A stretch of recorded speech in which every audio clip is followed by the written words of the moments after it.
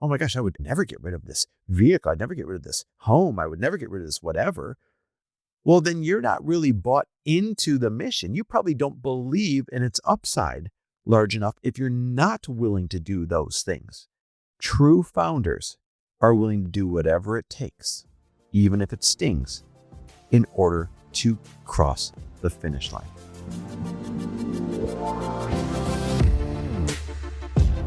Welcome, everybody, to the Chris Harder Show, where we are making you unapologetic about your pursuit of success, knowing that when good people like you make good money, they can then do great things. My name is Chris Harder, and several times per week, I will bring you epic guests, solo episodes, and every single tool, trick, and skill set you need to grow your business, grow your money mindset, and to grow your wealth to levels that you have never reached before. I've ended up in a unique place in life where I've got the experience, the connections, and all of the secrets that it takes to be successful. And I'm lifting the curtain to reveal it all to you in an effort to help put you in a position of abundance so great that you can then be as generous as possible. So let's lock arms and let's get started. Hey, everybody, welcome back to the Chris Harder Show, where today I am grateful for pickleball. I'm grateful for pickleball. I'm not kidding. You're probably laughing at me, but I'm obsessed. I try and get over there to play at least 3-4 times a week, usually in the evenings after a long work day.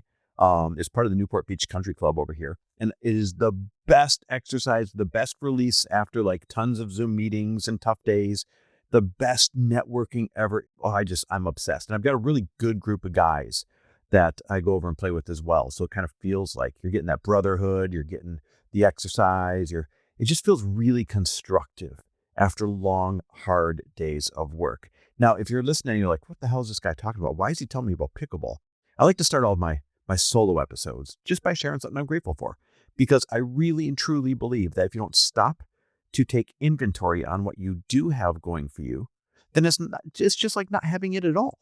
And so I like to demonstrate, I like to lead by example, that when you lead with gratitude, when you stop to appreciate things, it creates a much more sound footing underneath you that feels like a springboard when you realize what you do have going in your favor, in order to then leap forward towards your dreams, especially when it's a little bit tougher. Now, those of you that have been listening to the show for a long time, you know that I've got a fintech app that, good news, is finally done being built. What a milestone. Guys, this has been a 3-year journey, and you've probably heard some of the other episodes about the app. Started as one thing, a peer-to-peer personal loan app, and we built this $2 million app, and it took 2 years. And then all of a sudden the CFPB made us pivot, and I'm like, oh my God, what a disaster. We had no company overnight and had to find a pivot, and then, landed on this being the first tech forward aggregator of the hard money, private money, bridge money space, pairing, people that use hard money and bridge money on one side, like builders and people that flip homes, and with people on the other side, which are individuals and institutions that lend hard money.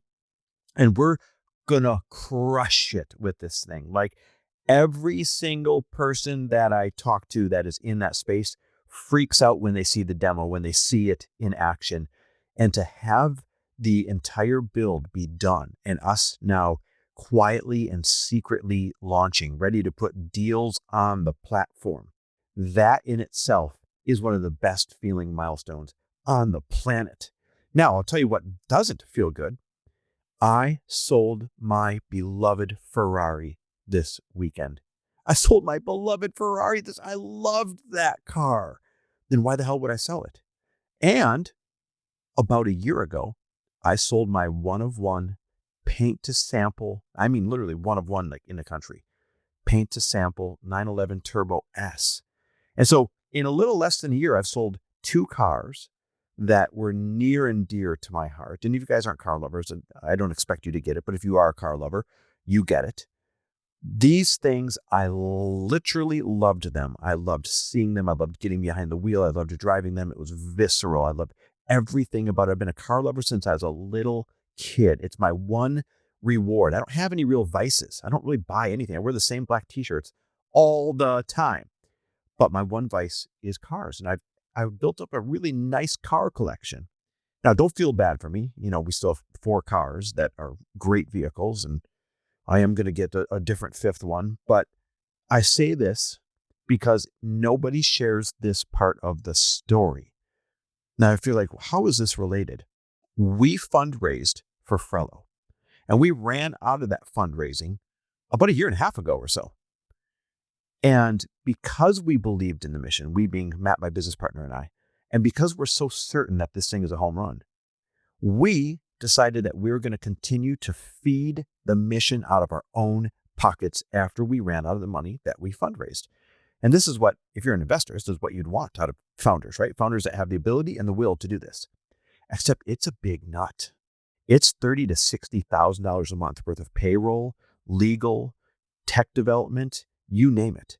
$30,000 to $60,000 a month out of my own pocket that goes towards sustaining Frello until we can start really monetizing it and get it to pay for itself. And we're kind of in a weird in-between time where we don't necessarily want to raise funds when we're post-build, but pre-launch, because as soon as we launch, then it's worth exponentially more. And so it makes more sense to raise funds at that time. But here's why I share this. Selling those cars in order to free up liquidity so that we can more comfortably continue to sustain the mission. Because I've also been contributing towards Glossy, Lori's company, once in a while. That company's crushing sales. But with a product company, you're not profitable. She's still not profitable yet after all these years and crushing sales. So you guys might look at it from the outside and be like, oh my God, it's amazing. It's everywhere. It seems like everyone's using this. But it doesn't mean you're profitable yet because you keep adding team members and a president and, buy more product, anticipating what the next bigger sales are going to be. Like, it's really hard to get over that hump. And once in a while, it needs an injection. And so we've been bleeding money for our startups because we believe in the mission. And most people don't share that part of the story. And it makes other people wonder, like, oh my gosh, how do I get funding for this? Oh my gosh, how far am I supposed to sacrifice for this? Oh my gosh, I would never get rid of this vehicle. I'd never get rid of this home. I would never get rid of this whatever. Well, then you're not really bought into the mission. You probably don't believe in its upside large enough if you're not willing to do those things. I mean, let that sink in for a minute. I loved these vehicles, but I love the upside of our mission way more. And I'll tell you one more thing. When you hire people and you build a team and you paint a vision and you raise capital, it's your duty to do everything you can do to support those people who supported you. It's your duty to go the extra mile, to make the sacrifice, to maybe do what you don't want to do, to support those individuals that count on that paycheck. We have so many people that work for us, from our personal brands to Frello to Glossy, etc. We're responsible for a lot of lives and a lot of households that count on these paychecks. And so it's the right thing to do to continue to fund them out of your pocket if you've got the ability to do so, even if that means you have to do some things that sting. I don't know if you know the story, but when Elon Musk sold PayPal, he had over $300 million from that sale of PayPal. He and his business partners, his take was over $300 million. Now, most people would have stopped there, but he had a bigger mission. He had a bigger dream. He started Tesla and he started SpaceX right after selling that. Well, he went through that $300 million and then some, starting SpaceX and Tesla. And he spent more than 2 years floating around, sleeping in spare bedrooms and on his friends' couches. And he sold his beloved McLaren that he had bought himself when he sold PayPal in order to fund his mission.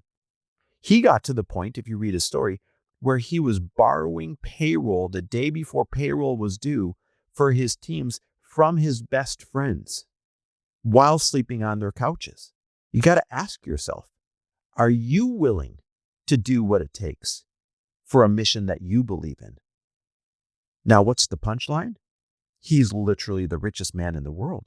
He's worth $850 billion right now because he was willing to take his $300 million, put it on the line, and go to below zero.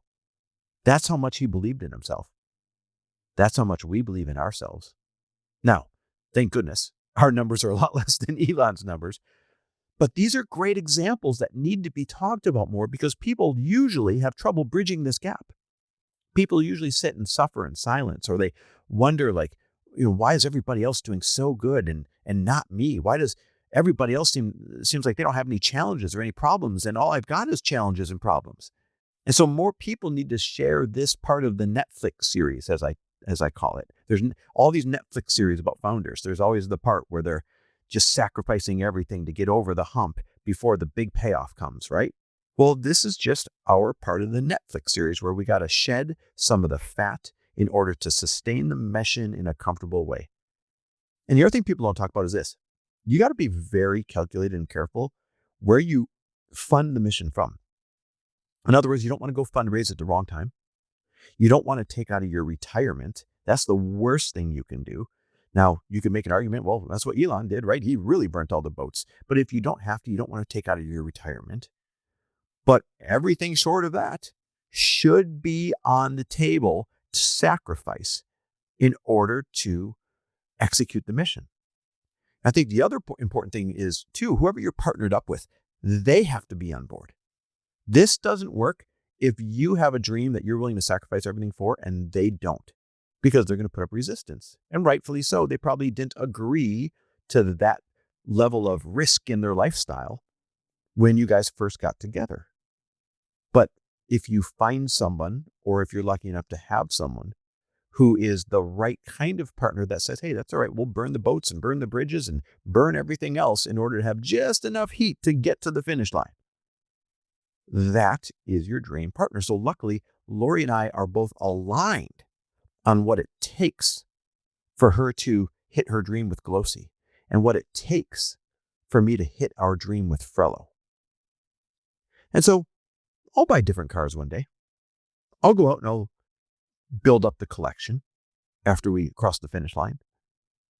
Those things can come and go, but great ideas that have momentum and are timed just perfectly in the market, that are some of the first to market ideas, those don't just come and go. Those you have to go all in on, and that's exactly what we're doing. So the next time things feel hard, or the next time you wonder how you're supposed to fund your dream, or the next time that you're sitting there contemplating if you should make some sacrifices for your business or not, just remember our story. And just remember Elon's story. True founders are willing to do whatever it takes, even if it stings, in order to cross the finish line. And that's when good people like you make good money and do great things. Thanks for listening, guys. Love and appreciate you. And thanks for always cheering us on. Thanks for listening. And if you loved this episode and know of someone else who is as successful as they are generous, please pass them on to me. It would mean the world to me if you help me get this cause and this message out to as many listeners as I can. So please, if you liked what you heard, it goes a long way if you take 30 seconds and leave me a 5-star review and share this with your friends. I'll be forever grateful. And until the next episode, cheers to your success.